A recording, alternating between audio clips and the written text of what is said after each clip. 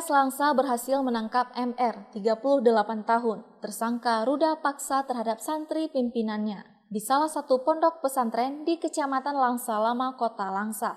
Tersangka berhasil ditangkap di Gunung Sitoli, Nias, setelah buron selama 1 bulan. Kasat Reskrim Polres Langsa Ibda Rahmat mengatakan ada 2 korban dari kejahatan tersangka, yaitu WH 21 tahun merupakan tenaga pengajar dan FA 17 tahun yang merupakan santri.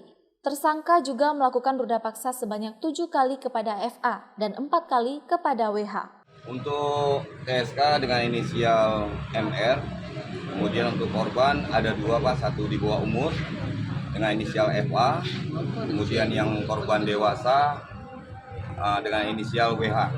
Untuk kejadian fokus di daya yang sama. Pimpinan lain kan?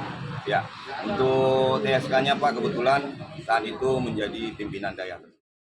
Atas perbuatannya, MR dikenakan pasal 50 dan 47 Kanun Aceh nomor 6 tahun 2014 dengan ancaman hukuman penjara 16,6 tahun, tambah 7,5 tahun untuk laporan dengan korban FA. Sedangkan untuk laporan WH, MR dikenakan pasal 48 dan 46 Kanun Aceh nomor 6 tahun 2014 dengan ancaman hukuman penjara selama 14,5 tahun, ditambah 3,7 tahun.